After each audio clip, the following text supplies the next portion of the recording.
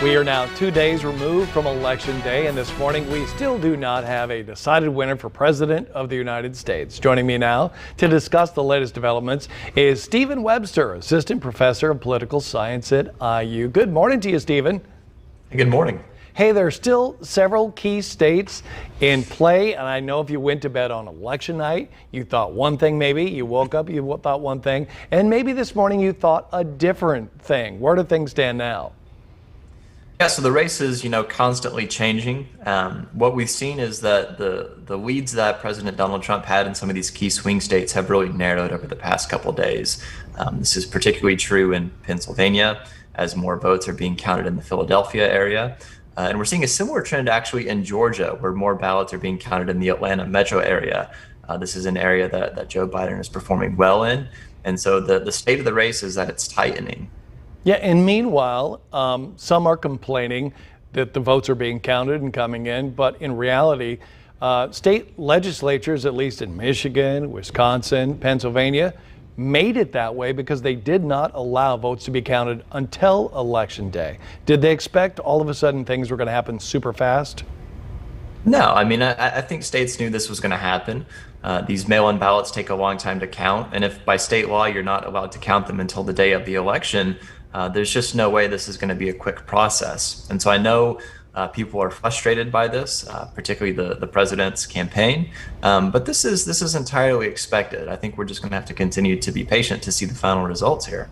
What about the claims of fraud? I know President Trump has not been seen since the election. Well, since post the election, kind of close to that, but he has been tweeting quite a bit, and some of those are claims of fraud.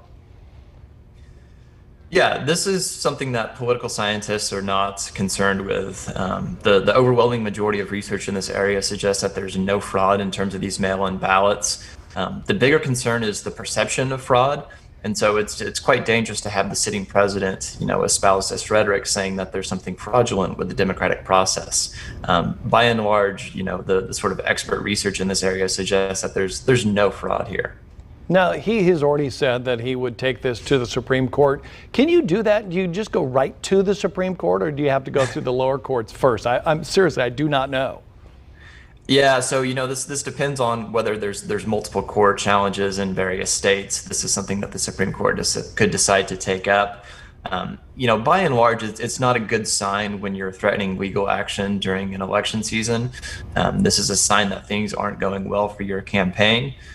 So if you're sort of reading the tea leaves here, I think there's some pessimism coming from the Trump campaign right now. Now, I'm somewhat surprised by the races in terms of tightening, because a lot of people were, foregoing Georgia, but it's like, 20,000 votes. And just a day ago, it was 330,000 votes for President Trump. Yeah, Georgia is quite fascinating. This is a state that Democrats have long had their eyes on in terms of turning it blue. This is largely due to the demographic change in the area, particularly in the metro area of Atlanta. And this area is precisely why the race is tightening. There's lots of these mail-in ballots that are being counted in Fulton County and DeKalb County, which is the sort of metro area of Atlanta.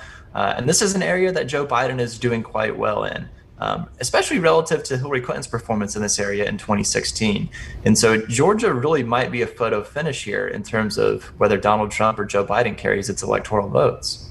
And we might find that Pennsylvania could be the ultimate decider. That was a 700,000 vote, from my recollection, for President Trump lead just a day or so ago. It's now down to about 160,000, with probably 600,000 votes still to go.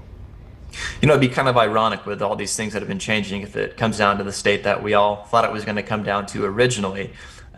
Pennsylvania is having something similar going on as we're seeing in Georgia, which is that they're counting these mail-in ballots, and particularly in areas that are quite friendly to Democrats. So it's the Philadelphia area that's really containing the bulk of these votes that are yet to be counted. And this is why there's some optimism on the Biden campaign and a little bit of pessimism from the Donald Trump campaign. We shall see what happens, but at least this year, no hanging Chad problems, as far as we've seen. Let's hope so. All right, Stephen Webster, IU political science professor, thanks for being here this morning. We do appreciate it. Thanks for having me.